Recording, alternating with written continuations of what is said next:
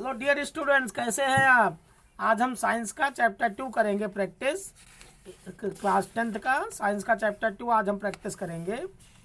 Acid basis and salt, chapter 2 acid basis and salt के बारे में बताएंगे। आवाज़ आ रही है ना बेटा? यस सर, आ रही है। हाँ, एसिड बेस और सॉल्ट क्या है इसके बारे में हम आज आपको बताएंगे। इंडिकेटर्स, एसिड बेस में इंडिकेटर्स में इंडिकेटर क्या होते हैं? तो indicators are substances which indicate the acidic or basic nature of the solution by the colour change. ये इंडिकेटर्स ऐसे सब्सटेंसेस होते हैं जो इंडिकेट करते हैं कि कोई भी सॉल्यूशन एसिडिक है या बेसिक है। कोई भी सॉल्यूशन एसिडिक है या बेसिक है, कौन इंडिकेट करता है? इंडिकेटर्स।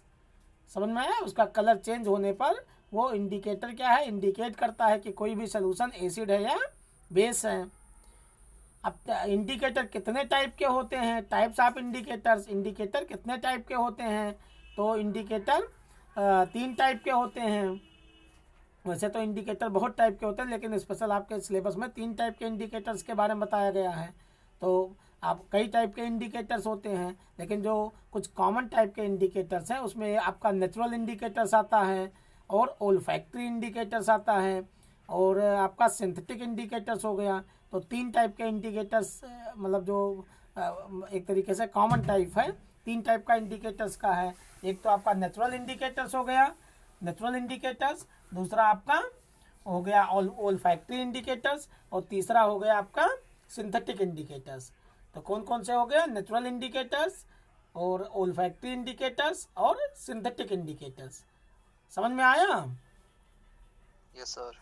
हाँ, अब नेचुरल इंडिकेटर्स क्या होते हैं? तो indicators obtain from natural sources. ऐसे इंडिकेटर जो नेचुरल सोर्सेस से मतलब ऑब्टेन किए जाते हैं उनको नेचुरल इंडिकेटर्स कहते हैं। जैसे आपका लिटमस हो गया, टर्मेरिक हो गया, हल्दी, टर्मेरिक मतलब हल्दी, रेड कैबेज हो गया, रेड कैबेज, चाइना रोज हो गया। तो ये सब क्या है? कॉमन नेचुरल इंडिकेटर्स हैं जो वाइडली पर्पज पर बहुत व्यापक रूप से यूज किए जाते हैं। कोई भी सोल्यूशन को पता करने के लिए कि सोल्यूशन एसिडिक है या बेसिक है, उसके करेक्टरिस्टिक्स को, सब्सटेंसेस के करेक्टरिस्टिक्स को पता करने के लिए यूज किए जाते हैं। अब लिटमस क्या है, टर्मेरिक क्या है, रेड कैबेज क्या है? तो लिटमस क्या होता है? एक लिचन्स प्लांट होता है, तो उससे ऑब्टेन किया जाता है लिटमस। लिटमस एक लिचन एक प्लांट होता है जिससे लिटमस पेपर मतलब ऑब्टेन किया जाता है। अब लिटमस, अगर सोल्यूशन आपका लिटमस है वो पर्पल कलर का है, क्या है? पर्पल कलर का। तो लिटमस पेपर जो है वो मोस्टली 2 टाइप के कलर में पाए जाते हैं, एक तो ब्लू और दूसरा रेड। तो solution of litmus is purple in colour. जो इसका सोल्यूशन होता है लिटमस का, वो किस कलर का होता है? पर्पल कलर का होता है। और लिटमस ये 2 कलर्स में पाए जाते हैं, रेड और ब्लू में, रेड और ब्लू। समझ में आ रहा है? Yes sir. अब जो एसिड होगा वो ब्लू लिटमस को रेड पेपर में, ब्लू लिटमस पेपर को रेड में कन्वर्ट कर देगा, और जो बेस होगा वो रेड लिटमस पेपर को ब्लू कलर में कन्वर्ट कर देगा। तो लिटमस पेपर ये मोस्टली 2 कलर्स में पाए जाते हैं, ब्लू और रेड में। और वैसे लिटमस का जो सोल्यूशन होता है वो पर्पल कलर में होता है। लिटमस का सोल्यूशन किस कलर में होता है? पर्पल कलर में। समझ में आया? टर्मेरिक क्या है? ये भी आपका टर्मेरिक भी हल्दी, टर्मेरिक मतलब हल्दी, ये आपका नेचुरल इंडिकेटर्स की कैटेगरी में आता है। तो लिटमस हो गया और टर्मेरिक हो गया, रेड कैबेज हो गए, ये आपके नेचुरल इंडिकेटर्स हैं। तो टर्मेरिक ये येलो होता है, आपको पता है, पीला होता है इसका टर्मेरिक का। हल्दी का कलर क्या होता है? पीला होता है। टर्मेरिक जो होगा वो पेपर को रेडिश ब्राउन कलर में, बेस के साथ जब रिएक्शन करेगा तो रेडिश ब्राउन कलर में कन्वर्ट कर देगा, चेंज कर देगा। और टर्मेरिक जो है वो change colour with acid, acid के साथ कोई कलर चेंज नहीं करता है।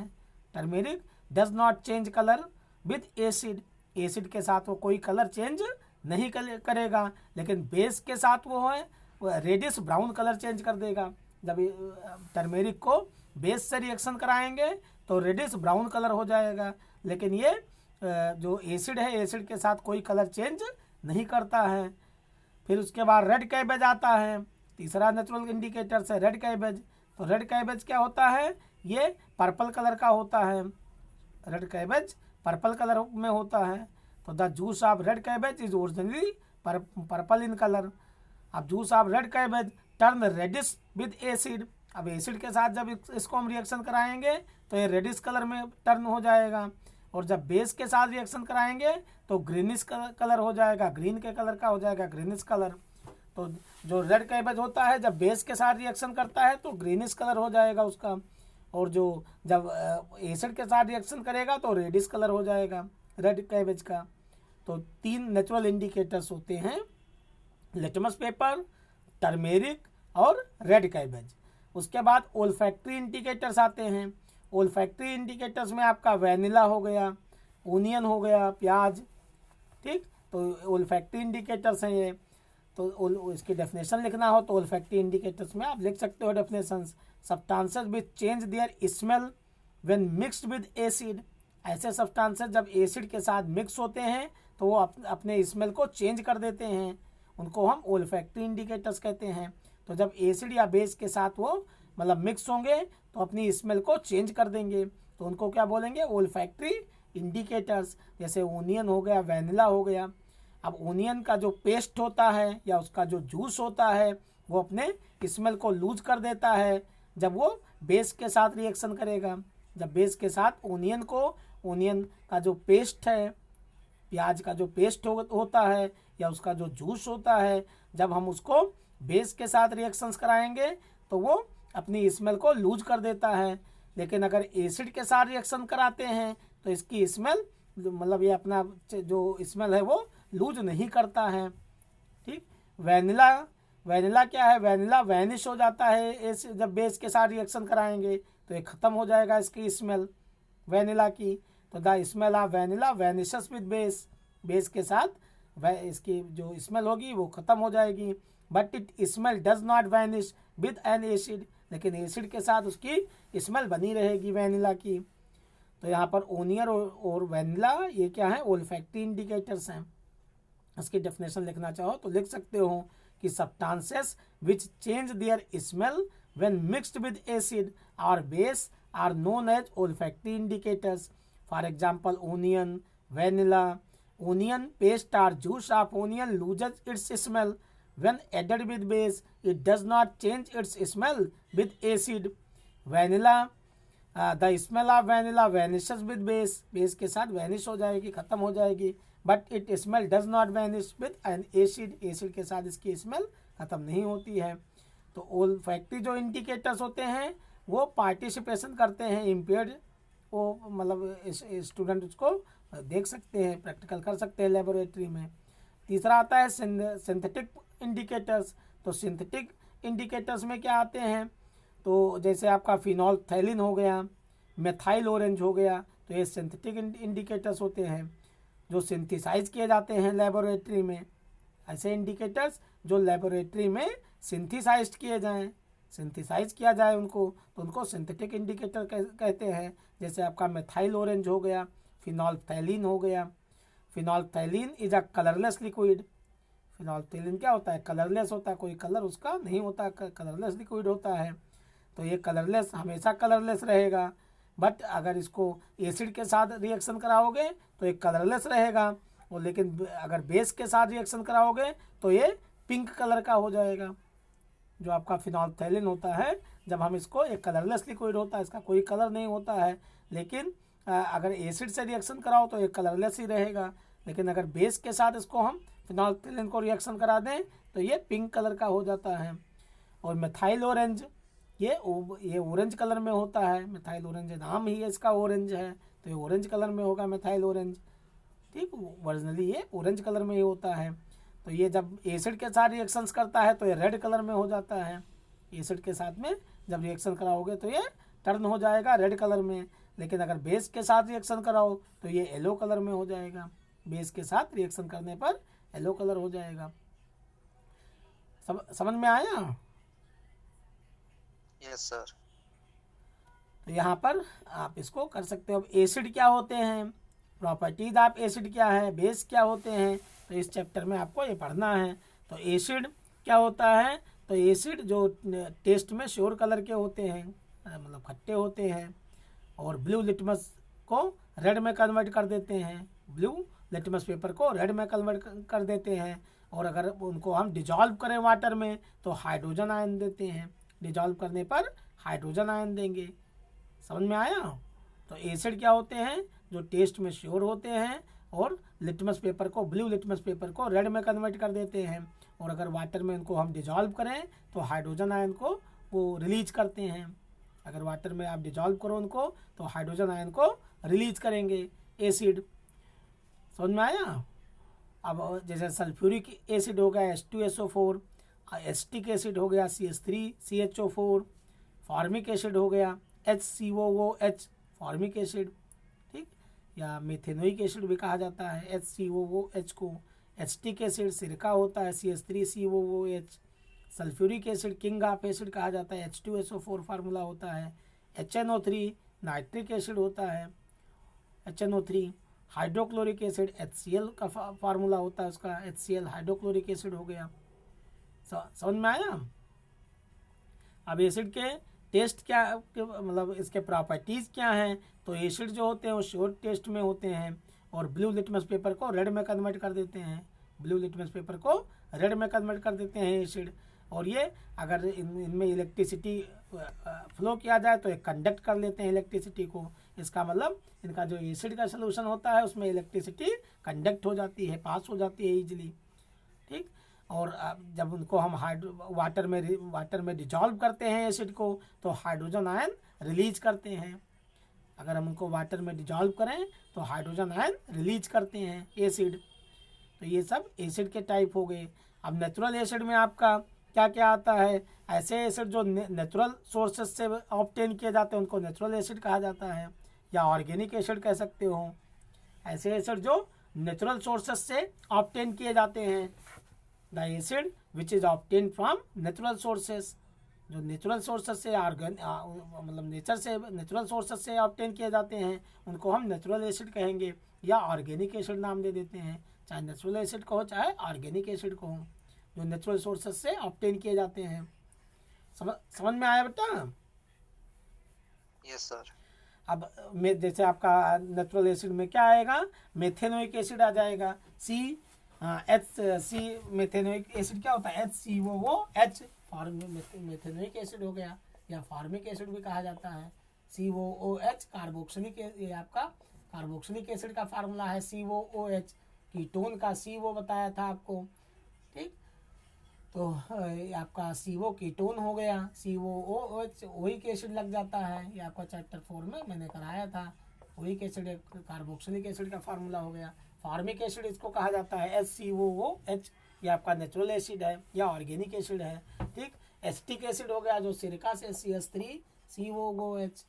ऐसे आपका H2SO4 सल्फ्यूरिक एसिड का फार्मूला होता है H2SO4, जिसको किंग ऑफ एसिड कहते हैं। HNO3 हो गया nitric acid. HCl hydrochloric acid हो गया, HCl हाइड्रोक्लोरिक एसिड है। HNO3 नाइट्रिक एसिड है। H2SO4 ये सल्फ्यूरिक एसिड है, किंग ऑफ एसिड इसको कहा जाता है। और CH3COOH ये आपका एसिटिक एसिड हो गया। और HCOOH ये फॉर्मिक एसिड हो गया। अब यहाँ पर एक रिजेंट बनाया जाता है जो 3 HCl हाइड्रोक्लोरिक एसिड और 1 HNO3 मिला करके एक अभिक्रमक बनाया जाता है, रिजेंट बनाया जाता है। तो ये सारी चीज़ें। ऑक्जेलिक एसिड, अब यहाँ पर ऑक्जेलिक एसिड भी पूछा जाता है। ऑक्जेलिक एसिड भी आपका क्या है? ऑर्गेनिक एसिड है। तो C2 इसका फार्मूला क्या होता है? और C2H2O4 होता है, C2H2O4 ये आपका ऑक्जेलिक एसिड हो गया, C2H2O4। तो यहाँ पर 3 एसिड आपके ये हो गए और ऑर्गेनिक एसिड या नेचुरल एसिड हो गए। कौन कौन से नेचुरल एसिड हो गए? 3। एक तो एसिटिक एसिड, एक फॉर्मिक एसिड या मेथेनोइक एसिड, और तीसरा ऑक्जेलिक एसिड। तो एक तो आपका CH3COOH हो गया एसिटिक एसिड सिरका, और एक आपका फॉर्मिक एसिड हो गया HCOOH, एक आपका C2H2O4 हो गया ऑक्जेलिक एसिड हो गया। तो 3 आपके क्या हो गए? ऑर्गेनिक एसिड हो गए। ऑर्गेनिक मतलब जिसमें कार्बन मिला हो, जिसमें कार्बन हो। तो इनमें कार्बन है तीनों में। तो ये ऑर्गेनिक एसिड हो गए। समझ में आया? तो ऑर्गेनिक एसिड और इनके सोर्सेस क्या हैं ये भी पूछा जाता है कि ऑर्गेनिक एसिड का सोर्सेस क्या हैं। तो ये इनको नेचुरल एसिड कहो या ऑर्गेनिक एसिड कहो। अब इनके सोर्सेस क्या हैं? तो जो एसिटिक एसिड है इसका सोर्स विनीगर हो गया। इसका सोर्स क्या है? विनीगर है, ये आपका विनीगर। ठीक, ऑर्गेनिक एसिड का विनीगर हो गया। और आपका ascorbic acid, ascorbic acid, ascorbic acid कहाँ, इसका सोर्सेस क्या है एस्कॉर्बिक एसिड का? तो ये आपका गुआवा, आंवला, जो आंवला होता है उनसे एस्कॉर्बिक एसिड होता है। Ascorbic, ascorbic acid, ascorbic acid ये किस, इसका सोर्स क्या है? गुआवा, गुआवा, आंवला, और ये विनीगर हो गया एसिटिक एसिड। ठीक, सिट्रिक एसिड, सिट्रिक एसिड का सोर्सेस क्या है? सिट्रिक एसिड, इसका सोर्सेस पूछा जाता है। सिट्रिक एसिड का सोर्स लेमन हो गया। ठीक, लेमन हो गया, ऑरेंज हो गया, या जो सिट्रस फ्रूट्स होते हैं उनमें सिट्रिक एसिड पाया जाता है। लैक्टिक एसिड ये आपका कर्ड में, मक्खन में पाया जाता है, और जो आपका दूध फट जाता है उसमें पाया जाता है लैक्टिक एसिड।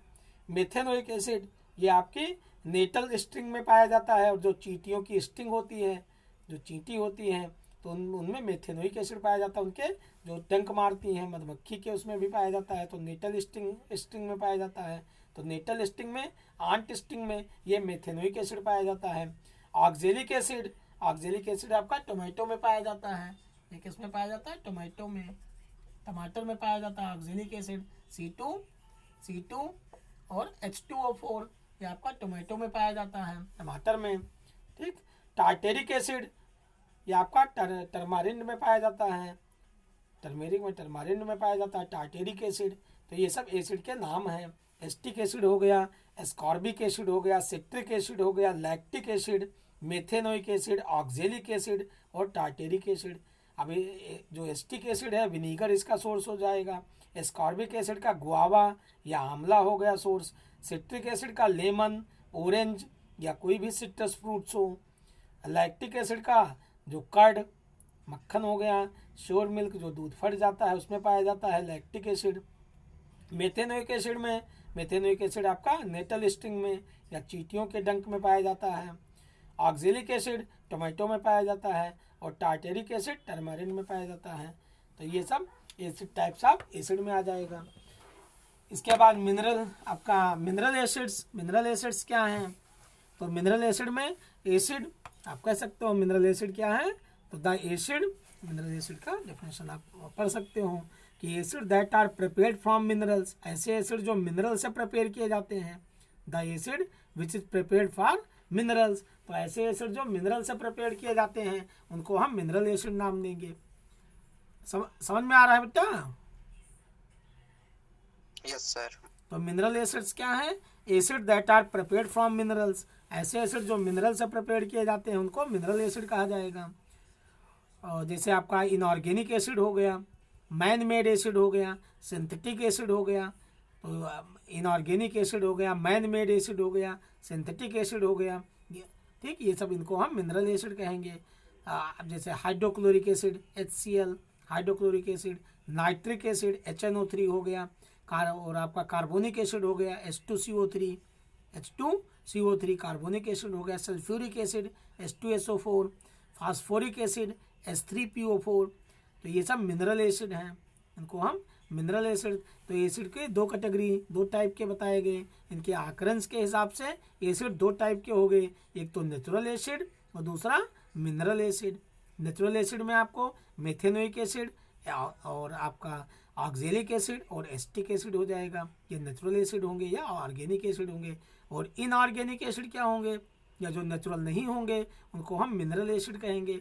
मिनरल एसिड में आपका हाइड्रोक्लोरिक एसिड आ जाएगा, सल्फ्यूरिक एसिड आ जाएगा, nitric acid HNO3 nitric acid हो गया, कार्बोनिक एसिड हो गया H2CO3 और फास्फोरिक एसिड हो गया H3PO4। तो ये सब आपके मिनरल एसिड हो जाएंगे।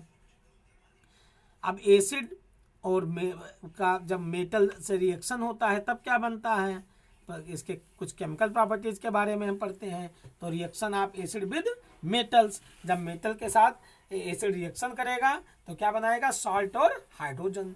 जब मेटल और एसिड रिएक्शंस करेंगे तो क्या बनेगा, सॉल्ट और हाइड्रोजन बनेगा।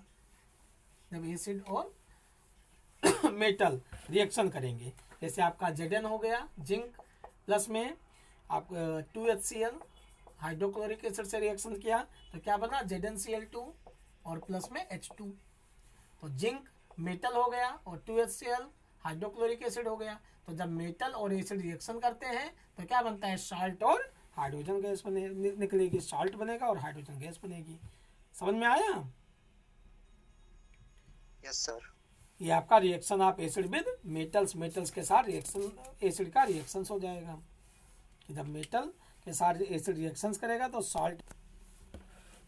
अब टेस्ट, अब hydrogen gas and sodium sulphate. अब सोडियम को अगर सल्फ्यूरिक एसिड से रिएक्शंस कराते हो तो क्या बनेगा, सोडियम सल्फेट बनेगा और हाइड्रोजन गैस रिलीज होगी। तो जब मेटल एसिड से रिएक्शन कराएंगे, मेटल को एसिड से रिएक्शन कराएंगे तो क्या बनेगा, सॉल्ट बनेगा और हाइड्रोजन गैस रिलीज होगी। जैसे आपका कह सकते हो सोडियम, यहाँ 2Na प्लस में H2SO4, गिब्स यहाँ पर Na2SO4 प्लस में H2 हाइड्रोजन गैस रिलीज होगी। ठीक। अब test for hydrogen gas, hydrogen gas का टेस्ट कैसे किया जाए, टेस्ट फॉर हाइड्रोजन गैस। तो the gas evolve after reaction of acid with metal tested by bringing a lighted candle near it. अगर कोई लाइटेड कैंडल इसके नज़दीक ले जाओगे तो पता चल जाएगा। If the gas burn with pop sound, अगर पॉप साउंड के साथ गैस बर्न करती है, this confirm the evolution of hydrogen gas. Burning with pop sound is the characteristics test for hydrogen gas. तो जब हम यहाँ पर कैसे पता टेस्ट करेंगे, टेस्ट कैसे किया जाएगा, the gas evolve after reaction of acid with metals. जब मेटल और एसिड का रिएक्शंस कराएंगे तो जब इसके नज़दीक हम कोई लाइटेड कैंडल ले जाएंगे तो पॉप साउंड के साथ मतलब आवाज़ करेगी, पॉप साउंड बर्न करेगी पॉप साउंड के साथ में। तो हाइड्रोजन गैस को टेस्ट करने के लिए पॉप साउंड मतलब एक हाइड्रोजन गैस को टेस्ट करने का ये कैरेक्टरिस्टिक्स है कि हाइड्रोजन गैस अगर होगी तो पॉप साउंड, जब हम लाइटेड कैंडल ले जाएंगे तो पॉप साउंड के साथ वो बर्न करने लगेगी, जलने लगेगी। तो इससे पता चल जाएगा कि हाइड्रोजन गैस इवॉल्व हो रही है, क्योंकि पॉप साउंड क्या है, कैरेक्टरिस्टिक्स है हाइड्रोजन गैस टेस्ट का। समझ में आया? Yes sir. अब यहाँ पर इसके बाद में कुछ आते हैं कि कॉमन टाइप के एसिड, जो मतलब कौन से स्ट्रॉन्ग एसिड हैं, कौन से वीक एसिड हैं, ये भी पूछा जाता है कि स्ट्रॉन्ग एसिड क्या है, वीक एसिड क्या है। तो स्ट्रॉन्ग एसिड क्या होते हैं, ion acid which is completely ionized in water and produces a large amount of hydrogen gas are called strong acid. तो स्ट्रॉन्ग एसिड ऐसे एसिड होते हैं जो वाटर में कम्प्लीटली घुल जाते हैं, कम्प्लीटली आयनाइज्ड हो जाते हैं और large amount of hydrogen ion की भारी मात्रा में मतलब रिलीज करते हैं हाइड्रोजन आयन, तो उनको हम स्ट्रॉन्ग एसिड कहते हैं। और जो वीक एसिड होते हैं वो पार्शली आयनाइज्ड होते हैं, ये आपके कम्प्लीटली आयनाइज्ड हो जाएंगे। जो स्ट्रॉन्ग एसिड होंगे वो कम्प्लीटली आयनाइज्ड हो जाएंगे वाटर में, और जो वीक एसिड होंगे वो पार्शली आयनाइज्ड होंगे और मतलब small amount of hydrogen gas वो हाइड्रोजन आयन रिलीज करेंगे। तो वीक एसिड पार्शली आयनाइज्ड होते हैं वाटर में और मतलब एक जो small amount of hydrogen ion को रिलीज करते हैं, और जो स्ट्रॉन्ग एसिड होते हैं वो कम्प्लीटली आयनाइज्ड हो जाते हैं वाटर के सोल्यूशन में कम्प्लीटली आयनाइज्ड हो जाएंगे और अब मतलब ज़्यादा हाइड्रोजन आयन को रिलीज करेंगे। तो जैसे आपका HCl हो गया, हाइड्रोक्लोरिक एसिड स्ट्रॉन्ग एसिड हो जाएगा। सल्फ्यूरिक एसिड हो गया H2SO4, ये आपका स्ट्रॉन्ग एसिड है। नाइट्रिक एसिड हो गया HNO3, स्ट्रॉन्ग एसिड है। तो स्ट्रॉन्ग एसिड में आपका हाइड्रोक्लोरिक एसिड, सल्फ्यूरिक एसिड और नाइट्रिक एसिड आ गया। वीक एसिड में एस्टिक एसिड हो गया CH3COOH और ऑक्जेलिक एसिड हो गया, कार्बोनिक एसिड हो गया, फॉर्मिक एसिड जिसको कहते हो SCOOH, या आपका H2CO3 हो गया, कार्बोनिक एसिड हो गया। तो एस्टिक एसिड और जो आपका मेथेनोइक एसिड है या और ऑक्जेलिक एसिड हो गया, कार्बोनिक एसिड हो गया, ये सब वीक एसिड में आते हैं, क्योंकि ये जब वाटर में हम इनको डिजॉल्व कराते हैं तो ये कम हाइड्रोजन आयन रिलीज करते हैं और पार्शली डिजॉल्व होते हैं। तो इसलिए ये वीक एसिड हैं। और सल्फ्यूरिक एसिड हो गया, नाइट्रिक एसिड हो गया, हाइड्रोक्लोरिक एसिड हो गया, ये कंप्लीटली आयनाइज्ड हो जाते हैं वाटर के सोल्यूशन में और मतलब ज़्यादा हाइड्रोजन आयन को रिलीज करते हैं, तो ये स्ट्रॉन्ग एसिड होते हैं। समझ में आया? Yes sir. अब इसके बाद बेसिस आता है, ये तो एसिड के बाद थी। अब बेसिस में हम पढ़ेंगे। तो बेस क्या होते हैं? बिटर होते हैं टेस्ट में। जो एसिड होते हैं श्योर होते हैं, और बेस क्या होते हैं? बिटर होते हैं, टेस्ट में बिटर होंगे। और शॉपी टच इनका होगा, जब इनको हम टच करेंगे तो साबुन की तरह लगेंगे, शॉपी टच होगा। और ये रेड लिटमस को ब्लू में कन्वर्ट करते हैं, और जो एसिड होते हैं वो ब्लू को रेड में कन्वर्ट करते हैं, और ये रेड लिटमस पेपर को ब्लू में कन्वर्ट कर देते हैं। समझ में आया? और जब इनको हम वाटर में डिजॉल्व करते हैं तो ये हाइड्रोक्सिल आयन रिलीज करते हैं, OH आयन, और वो हाइड्रोजन आयन रिलीज करते हैं। एसिड हाइड्रोजन आयन रिलीज करेंगे और बेस क्या करेंगे? हाइड्रोक्सिल आयन रिलीज करेंगे। जैसे आपका सोडियम हाइड्रोक्साइड OH, तो इनको हम वाटर में डिजॉल्व करेंगे तो सोडियम आयन हाइड्रोक्सिल आयन हो गया, OH माइनस। और वहाँ क्या था? जैसे HCl हो गया हाइड्रोक्लोरिक एसिड, तो हाइड्रोजन आयन प्लस Cl हो जाएगा, क्लोराइड आयन हो गया। तो जो एसिड थे वो हाइड्रोजन आयन को रिलीज करते थे, और बेस क्या है? हाइड्रोक्सिल आयन को रिलीज करते हैं, और ये टेस्ट में बिटर होते हैं। समझ में आया? आवाज आ रही है बेटा? Yes sir. और ये टेस्ट में क्या होते हैं? बिटर होते हैं, और रेड लिटमस पेपर को ब्लू में कन्वर्ट कर देते हैं, और जो एसिड थे वो ब्लू लिटमस पेपर को रेड में कन्वर्ट करते थे। तो ये रेड लिटमस पेपर को किस में कन्वर्ट कर देते हैं? ब्लू में। और इसका अपोजिट होता था, ये हाइड्रोक्सिल आयन को रिलीज करते हैं जब इनको वाटर में डिजॉल्व करेंगे, और ये टेस्ट में बिटर होते हैं, टेस्ट में श्योर होते थे। ये टेस्ट में श्योर होते थे और ये टेस्ट में बिटर होते हैं। समझ में आया? Yes sir. हाँ, अब यहाँ सोडियम, ये आपका कास्टिक सोडा हो गया, सोडियम हाइड्रोक्साइड हो गया, कैल्शियम हाइड्रोक्साइड हो गया, CaOH का होल ट्वाइस, मैग्नीशियम हाइड्रोक्साइड हो गया। तो ये सब क्या है? बेस हैं। Calcium hydroxide, magnesium hydroxide, sodium hydroxide, ये सब पोटेशियम हाइड्रोक्साइड, KOH, ये सब बेस हैं। जब इनको हम वाटर में डिजॉल्व करेंगे तो क्या देंगे? पोटेशियम आयन, और प्लस में हाइड्रोक्सिल आयन को रिलीज करेंगे, OH। ठीक, कैल्शियम हाइड्रोक्साइड हो गया Mg++, Mg, जब आपका Mg, calcium hydroxide, magnesium hydroxide, potassium hydroxide और सोडियम हाइड्रोक्साइड, ये सब बेस हैं, टेस्ट में बिटर होते हैं। तो जैसे NaOH हो गया, सोडियम हाइड्रोक्साइड, जब इनको वाटर में हम घोलेंगे, रिएक्शन कराएंगे, तो डिजॉल्व करेंगे वाटर में, तो सोडियम आयन और हाइड्रोक्सिल आयन रिलीज करेंगे। ऐसे आपका मैग्नीशियम हाइड्रोक्साइड हो गया, MgOH का होल ट्वाइस, तो Mg++ और hydroxyl ion OH minus minus हो जाएगा। फिर ऐसे कैल्शियम हाइड्रोक्साइड हो गया, CaOH का होल ट्वाइस, तो कैल्शियम ++ और हाइड्रोक्सिल आयन माइनस हो जाएगा। ठीक, पोटेशियम हाइड्रोक्साइड हो गया, KOH, तो पोटेशियम आयन प्लस में हाइड्रोक्सिल आयन, तो ये आपके बेस हो गए। समझ में आया? अब इनके प्रॉपर्टीज आप लिख सकते हो कि जो बेस होते हैं वो बिटर होते हैं, टेस्ट में बिटर होंगे, और ये शॉपी टच होंगे। क्या होंगे? शॉपी टच होंगे। ये आपके शॉपी टच होंगे, ये इसकी कैरेक्टरिस्टिक्स हो गया, तो शॉपी टच हो जाएंगे ये। ठीक, शॉपी टू टच। और ये टेस्ट में क्या होंगे? बिटर होंगे, टेस्ट में बिटर हो जाएंगे, बिटर हो गए टेस्ट में। और ये रेड लिटमस पेपर को ब्लू में कन्वर्ट करेंगे, लिटमस पेपर को ब्लू में कन्वर्ट करेंगे। और हाइड्रोक्सिल आयन रिलीज, जब इनको वाटर में हम डिजॉल्व करेंगे तो हाइड्रोक्सिल आयन को रिलीज करेंगे। समझ में आया? Yes sir. हाँ, ये भी इलेक्ट्रिसिटी कंडक्ट करते हैं, कंडक्ट इलेक्ट्रिसिटी, वाटर में इलेक्ट्रिसिटी को कंडक्ट करते हैं। समझ में आया बेटा? है कि बेस कितने टाइप के होते हैं?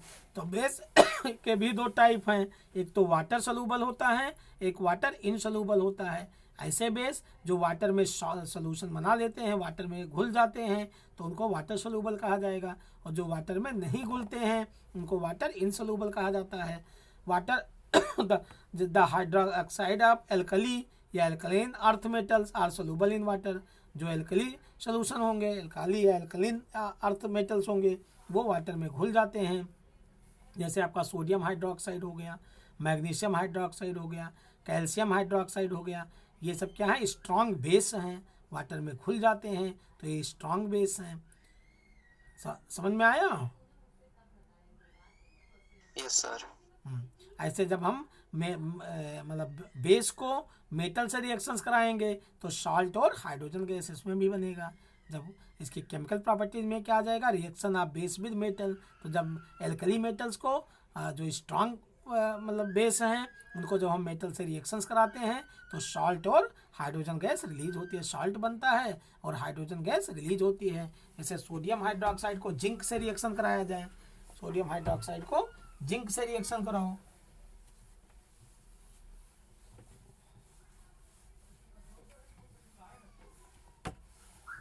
जैसे आपका सोडियम हाइड्रोक्साइड NaOH बेस है, इसको जिंक से रिएक्शन कराया तो क्या बन गया ये, जब जिंक से रिएक्शन कराओगे तो Na2Zn O2 बन जाएगा, सोडियम जिंकेट बनेगा और हाइड्रोजन गैस रिलीज होगी।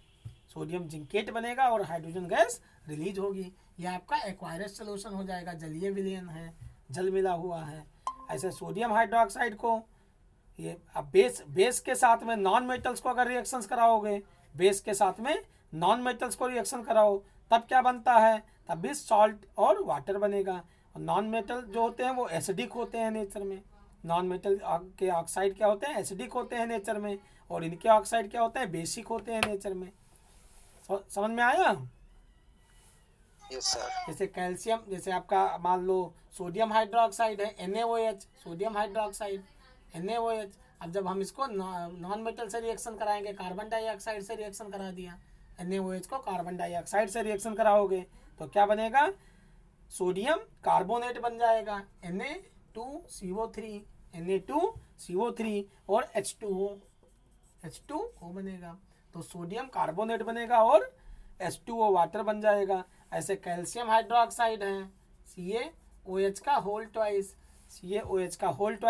कैल्शियम हाइड्रोक्साइड को कार्बन डाइऑक्साइड से रिएक्शन कराया तो क्या बनेगा, कैल्शियम कार्बोनेट CaCO3 बनेगा और प्लस में वाटर बनेगा H2O वाटर।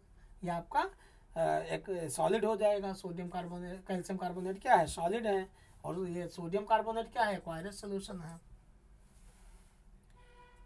ये समझ में आया? Yes sir.